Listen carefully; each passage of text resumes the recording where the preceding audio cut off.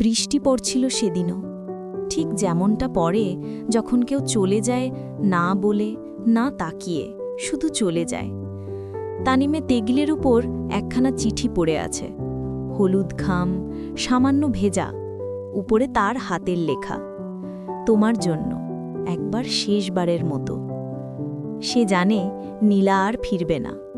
শেষবার যখন কথা হয়েছিল, মেয়েটা কাঁদতে কাঁদতে বলেছিল, ভালোবাসা কখনো কখনো ঠিক সময়ের মধ্যে জন্মায় না তানিম। আমি তোমায় ভালোবাসি, কিন্তু আমার বাবার হাসপাতালের খরচ, ভাইয়ের পড়াশোনা, আমি পারি না। তানিম শুধু শুনেছিল, কিছু বলেনি, শুধু নিঃশব্দে তার হাতটা ধরেছিল, সেই প্রথম আর শেষবারের মতো। চিঠিটা খুলে পড়ে, তুমি জানো, তোমার চোখে তাকালেই আমি শান্তি পাই, কিন্তু সেই শান্তিটাই এখন ভয় লাগে, কারণ আমি জানি তোমাকে রেখে আমি শান্তি খুঁজে পাবো না আর কখনো। আমি যদি চলে যাই, রাগ করো না, শুধু মনে রেখো তোমার ঘরে একসময় একটা মেয়ে ছিল যে প্রতিদিন তোমার জন্য প্রার্থনা করত, যেন তুমি হাসো, যদিও সেই কারণটা আমি না হই।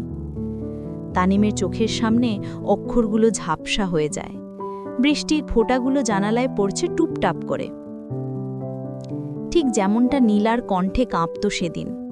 হঠাৎ ফোনে মেসেজ আসে নীলার ভাইয়ের, ভাইয়া, আপু আজ সকালে হার্ট অ্যাটাকে। বাকি কথাগুলো পড়ার আগেই ফোনটা পড়ে যায় হাতের থেকে। বৃষ্টির শব্দের ভেতর সে যেন নীলার কণ্ঠ শুনতে পায়, তুমি ঠিক থাকবে তো?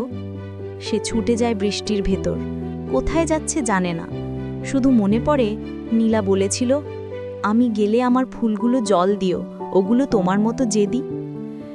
তানিম ফিরে আসে রাতে, চুপচাপ বারান্দায় বসে থাকে, হাতে ছোট টবটা। নীলার লাগানো লাল গাঁদা ফুলগুলো বৃষ্টিতে নুয়ে গেছে। সে এক একে প্রতিটা পাপড়িতে জল ছুঁয়ে দেয়, যেন নীলার চুলে হাত বুলিয়ে দিচ্ছে।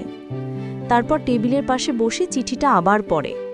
শেষ লাইনে লেখা, তুমি একদিন অন্য কারো হাসির কারণ হবে তানিম, তখন মনে করো না আমি কষ্ট পাব, আমি হব বাতাস, তোমার কানে হালকা করে বলবো, আমি আছি। তানিম চোখ বন্ধ করে, বৃষ্টির ভেতর যেন হাওয়ার ফিসফিসানি আসে, আমি আছি। ঘরটা নিঃশব্দ হয়ে যায়, শুধু টেবিলের ওপর ভেজা চিঠিটার পাশে একটা গাঁদা ফুল পড়ে থাকে, অর্ধেক ভাঙা, অর্ধেক জীবিত।